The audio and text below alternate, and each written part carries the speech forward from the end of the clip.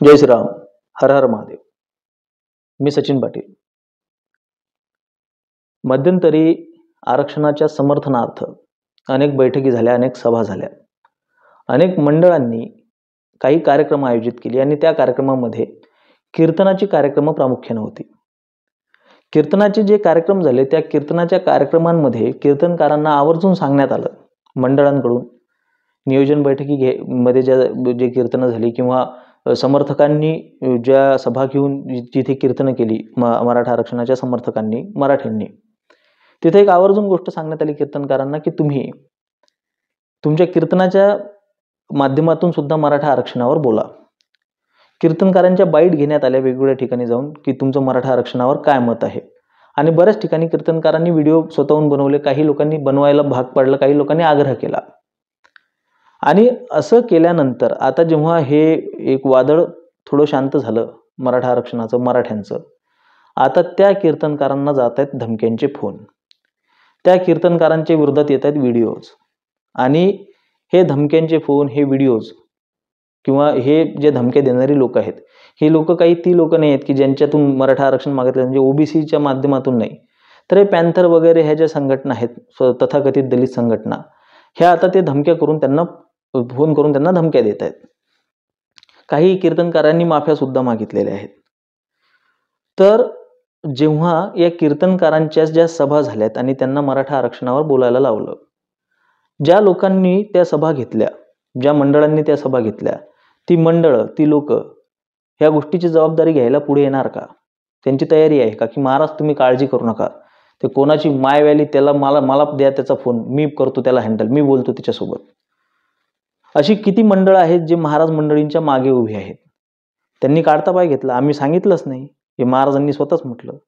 आणि ते महाराज मंडळी ज्यांनी प्रसिद्धीच्या झोतात राहण्यासाठी किंवा मी बोललो हे जास्त लोकांपर्यंत पोहोचावं, आता वाहत्या गंगेत हात धुवून घ्यावा आणि पुढचंही पाकिट मला कसं मिळेल, ह्या अनुषंगाने जिथे काही लोकांनी आम्हाला देत नाही आरक्षण तर ज्यांना आहे ते पण काढून घ्या आणि टाळ्या, वा वा काय बोलले महाराज, आणि मग जे आहे ते काढून घ्या म्हटलं, मग ज्यांना आहे त्यांनी घोडे लावले.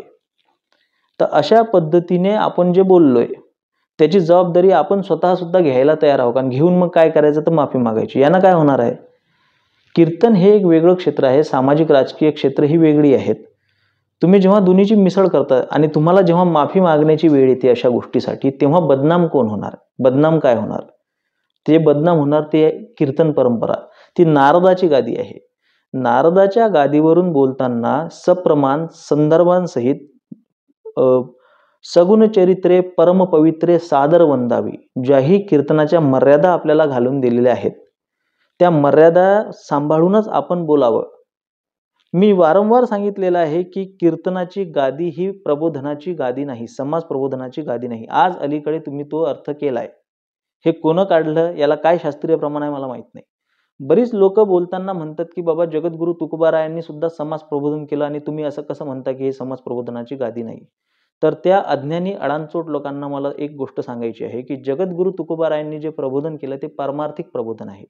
ज्याही व्यावहारिक गोष्टी त्यांनी सांगितलेल्या आहेत, व्यावहारिक गोष्टी म्हणजे सुनेने कसं वागावं, सासूने कसं वागावं, समजा सुनेवर अभंग आहे, सासूवर अभंग आहे, किंवा कुठलाही एखादं, जसं आज मी गाथेमध्ये एक अभंग माझ्या वाचण्यात आला की ज्यामध्ये गाव कुठलं, म्हणजे कुठलं गाव सोडावं, कुठल्या गावामध्ये राहू नये, जिथे जागोजागी पंचायती भरतात आणि जिथे लोक मतांतर ठेवतात वेगवेगळी, जिथे प्रजा ही राजाच्या म्हटल्याने ऐकत नाही, तिथे जिथे भोंगळ कारभार आहे अशा ठिकाणी राहू नये, अशा ठिकाणी राहण्यापेक्षा दऱ्याखोऱ्यांमध्ये जाऊन राहावे, अशा आशयाचा अभंग आज मला आला. जगद्गुरु तुकोबारायांनी 3 गोष्टी ज्या आहेत, ज्या प्रमुख आहेत, जो बेस आहे आपला धर्माचा, भक्ती, ज्ञान आणि वैराग्य, त्यांची प्रत्येक व्यावहारिक गोष्ट ही भक्ती, ज्ञान आणि वैराग्यावरच आधारलेली आहे. जसं सासूवर टीका करताना जगद्गुरु तुकोबाराय म्हणतात की सासू जेव्हा तीर्थाला जाते आणि ते वेशीपासून परत येते आणि वेशीपासून परत येऊन सुनेला म्हणते की बाबा सगळं काही व्यवस्थित ठेव, अमुक गोष्टी खर्च करू नको, कोणी दान मागायला आलं तर त्याला सांग माझी सासू तीर्थयात्रेला गेली आहे वगैरे वगैरे, ती मन संसारात ठेवती आहे. त्या सासूवर टीका केलेली आहे. त्या सुनेवर टीका केलेली आहे की जे नवऱ्याला याच्यामध्ये गुंतवून ठेवते, संसारामध्ये लेकरा बाळांमध्ये गुंतवून ठेवते, सासू सासऱ्यांचा दुस्वास करते आणि नवऱ्याला परमार्थापासून विन्मुख करते. त्याला कामातूर करून ठेवते, त्या सुनीवर त्यांनी टीका केलेली आहे, त्या पत्नीवर त्यांनी टीका केलेली आहे. म्हणजे त्यांची प्रत्येक गोष्ट फिरून भक्ती, ज्ञान आणि वैराग्यावरच येते. प्रत्येक त्यांनी गोष्ट जी सांगितलेली आहे जगद्गुरू तुकोबारायांनी, ते पारमार्थिकच सांगितलेली आहे. आपण जेव्हा समाजामध्ये बोलतो त्यामध्ये आपण त्या गोष्टीला परमार्थाकडे नेऊ शकतो का? तुम्ही आरक्षणावर बोलताय, आरक्षणावर बोलताना तुम्ही त्याला नीतिशास्त्राच्या आधारे कसं बोलू शकता? जसं मी वारंवार सांगितलेलं आहे, की बाबा ही रचना जी आहे आरक्षणाची, ही अन्यायकारक रचना आहे. ती कशी, की बाबा एखाद्या मुलाला ज्याला गुणवत्ता चांगली आहे, त्याला नोकरी मिळत नाही आणि त्याच्यापेक्षा कमी गुणवत्तेच्या व्यक्तीला नोकरी मिळते आहे. या रचनेमुळे ज्या व्यक्तीला चांगली गुणवत्ता आहे, ज्याची घरची परिस्थिती हलाखीची आहे, त्याला तुम्ही काय समजून सांगणार, की तुझ्या वडिलांनी, तुझ्या बापजाद्यांनी अन्याय अत्याचार केलेला आहे म्हणून तू आता नोकरीपासून वंचित राहिलेला आहेस. खरोखर त्याच्या वडिलांनी अन्याय अत्याचार केलेला आहे का? की त्याचे वडील सुद्धा वारकरी परंपरेतूनच आलेले आहेत, त्यांनी सुद्धा स्वतःच्या कामाशी काम ठेवलेलं आहे, तरी सुद्धा याच्यावर हा अन्याय का होतोय? नीतिशास्त्राला धरून ही गोष्ट सुसंगत नाही. कोण्याही व्यक्तीवर त्यालाही सुद्धा त्याचा परमार्थ साधायचा असेल तर त्याला जोडून या धन उत्तम व्यवहारे, त्याने चोरी टाकावी का, चोरी करावी का, डाका टाकावा का, त्याने त्याच्या अधिकाराचा, त्याच्या हक्काचे त्याला नोकरी का मिळू नये, त्याला त्याचा अधिकार, त्याचा हक्क का मिळू नये, ही नीतिसंगत गोष्ट, ही पारमार्थिक गोष्ट आपण त्याच्यावर अशा पद्धतीनं भाष्य करू शकलो असतो. पण आपणही जर का राजकारणाच्या आहारी जाऊन आणि टाळ्या आणि शिट्ट्या मिळवण्यासाठी जर का कीर्तन करत असू, आज कीर्तनाची परंपरा कशी झालेली आहे, विनोदाचार्य उभे राहिलेले आहेत. ते पारमार्थिक बोलतात का? एक विनोदाचार्य महाराज आहेत, ते त्यांचा एक शिष्य मला सांगतो, की महाराज खूप छान शिष्य म्हणजे त्यांचा अनुयायी खूप छान बोलतात. त्याच्यामुळे लोकांच्या मनामध्ये कीर्तनाबद्दल हे निर्माण झालेली आहे, इच्छा निर्माण झालेली आहे वगैरे वगैरे बोलला. मी त्याला म्हटलं, की बाबा तुम्ही कीर्तन ऐकता महाराजांची? म्हणे हो, नेहमी ऐकतो. तर मी म्हटलं अच्छा, मला काही वेळच म्हणजे 5 मिनिटं मला अद्वैत चिंतनावर काहीतरी सांगा म्हटलं. तो म्हणते हे काय असतं? अरे बाबा, जर का तुला हे माहीतच नाही अद्वैत काय आहे, द्वैत काय आहे, आपला धर्म कशावर आधारलेला आहे, परमार्थ कसा करायचा आहे, तर त्या कीर्तनाला चाटायचं का? प्रबोधन करायचं आहे तुम्हाला, व्याख्यानांच्या मार्फत करा. तुम्ही इतर ही लिखाणाच्या मार्फत तुम्ही प्रबोधन करा. ही एक संपूर्ण वेगळी शाखा आहे आणि कीर्तन ही संपूर्ण वेगळी शाखा आहे.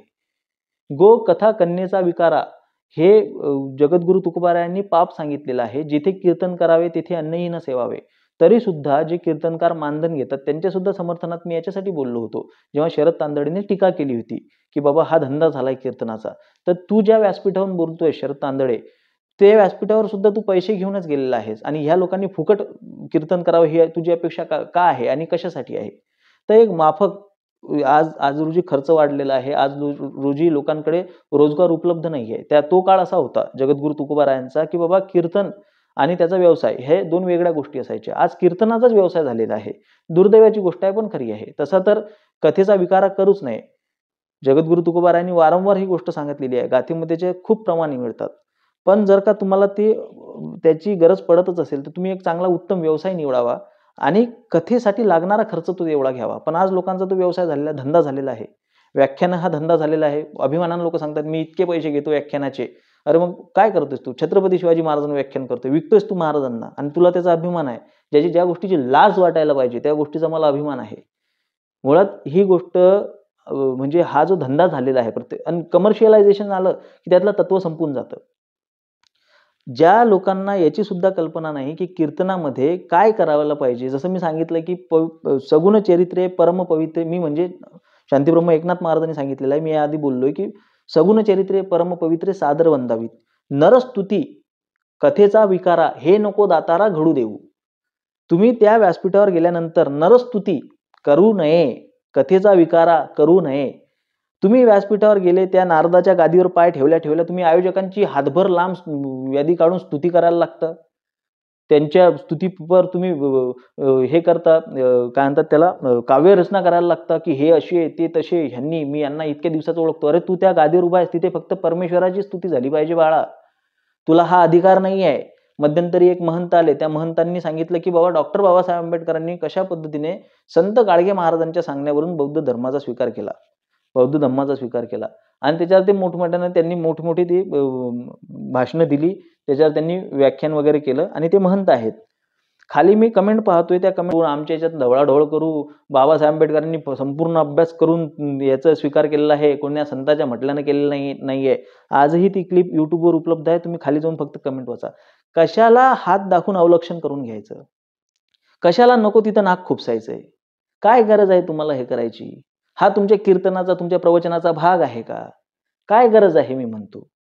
मध्यंतरी हेच महंत सांगतात, की बाबा माऊली ज्ञानोबारायांच्या ओव्यांचं, माऊली ज्ञानोबारायांचं महात्म्य काय आहे तुम्हाला सांगू?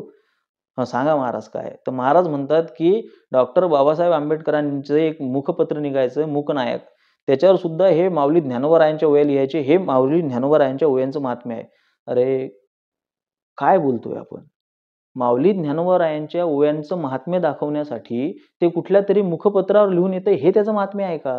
हे शिकलोय का आपण अध्यात्मातून? हे शिकलोय का आपण परमार्थातून? तुम्ही काय तुलना करताय? कुठे तुलना करताय? कशाची तुलना करताय? आणि त्याची गरज तरी काय आहे? डॉक्टर बाबासाहेब आंबेडकर त्यांच्या ठिकाणी आहेत, माऊली ज्ञानोबा सर्वोच्च ठिकाणी आहेत. आज आपण ज्या व्यक्ती नाही, ज्या विभूतीच्या नावाखाली आपण संप्रदाय चालवतोय, ज्या माऊली ज्ञानोबा यांनी 700 वर्षापूर्वी गौड संप्रदाय, उत्तरेतला शैव संप्रदाय, काश्मीरी शैव संप्रदाय, नाथ संप्रदाय या सगळ्या गोष्टींच्या तत्कालीन सगळ्या संप्रदायांचा तुलनात्मक अभ्यास करून अमृतानुभवासारख्या ग्रंथाची निर्मिती केली, ज्ञानेश्वरी सारख्या ग्रंथाची निर्मिती केली, चांगदेव पासष्टी लिहिली, ज्यांनी हरिपाठ दिला आपल्याला, ज्यांनी भागवत संप्रदायाची स्थापना केली, ज्यांनी पाया रोवला, ज्याचा मजबूत बुंदा हे शांतीब्रह्म एकनाथ महाराज झाले आणि ज्याचं कळस हे जगद्गुरु तुकोबाराय झाले, ज्या नामदेव महाराजांनी या संप्रदायाला गायडन्स दिलंय, ज्यांनी मार्गदर्शन दिलंय, ह्या सगळ्या संत श्रेष्ठांना आपण जर का कुठल्या या गोष्टीसाठी जज करत असू किंवा ह्या गोष्टीशी आपण तुलना करत असू, की कुठल्या तरी माणसाने कुठल्या तरी वृत्तपत्रामध्ये त्यांच्या ओव्या समाविष्ट केल्या म्हणजे त्यांचं महात्म्य आहे, म्हणजे खरोखर आपल्याला आपल्या याची म्हणजे स्वतःच्या ज्ञानाचं सिंहावलोकन करणं गरजेचं आहे. स्वतःच्या अनुभूतीचं त्यांना परत ते अनुभूती घेणं गरजेचे आहे, की बाबा आपण कुठल्या संप्रदायाचं आहोत आणि आपण काय बोलायला पाहिजे. हे राजकारण आलं कसं काय संप्रदायामध्ये? तुम्ही ह्या विषयांवर बोलता कसे काय? बोलता तर तुम्ही त्या विषयाची परमार्थासोबत सांगड घालू शकता का? आणि जर का ते करू शकत नसाल, तुम्ही जर का कुठल्या व्यासपीठावर जाऊन कुठल्या संघटनेच्या विरोधात बोलत असाल, नारदाच्या गादीवरून कुठल्या याच्यावर, तर तुम्हाला माफी मागण्याचा अधिकार नाही. तुम्ही बोललात ते बोललात. मग त्याच्यासाठी तुमची जीव देण्याची सुद्धा तयारी असली पाहिजे. वारकरी संप्रदायाचे भीष्माचार्य जे आमचे निवृत्ती महाराज वक्ते होते, त्यांनी आजपर्यंत असे किती कठोर वचनं वापरली. देऊ तीक्ष्ण उत्तरे पुढे व्हावयासी बरे. सत्य असत्या मन केले ग्वाही नाही मानियले बहुमता. त्यांनी कधीच माफी मागितली नाही. त्यांच्या मतावर ते ठाम असायचे, कारण की त्यांचं मत हे पुराणांमधून आलेलं असायचं, वेदांमधून आलेलं असायचं, ज्ञानेश्वरीतून आलेलं असायचं, गाथेतून आलेलं असायचं. जर का आपल्याला आपल्या मतांवर ठाम राहता येत नसेल, तर आपण एक गोष्ट करायची, की आपण आपले नीट तिथे कीर्तनाला गेलोय, आपण कीर्तनच करायचं. आणि जर का आपल्याला सामाजिक आणि राजकीय विषयांवर पाकिटासाठी बोलायचंच आहे, तरी त्याला शास्त्रीय आधार असला पाहिजे. त्याला ज्ञानेश्वरीतली प्रमाणं असली पाहिजेत, गाथेतली प्रमाणं असली पाहिजेत. जर का प्रमाणं देऊन तुम्ही भाष्य करत असाल, तर तुम्हाला कोणाला घाबरायची गरज नाही. पाकिटासाठी जर का तुम्ही भाष्य करत असाल, तर तुम्हाला माफी मागत फिरावं लागेल. आज आपण कीर्तन करताना किंवा समाजामध्ये कुठल्याही धार्मिक गोष्टींचा प्रचार प्रसार करत असताना त्याला शास्त्रीय आधार शोधतोय का? तर अजिबात नाही. धर्माचा बाजार मांडलाय, प्रत्येक जण स्वतःच्या घरात कांदे पोहे बनवावा तसा धर्म बनवतोय.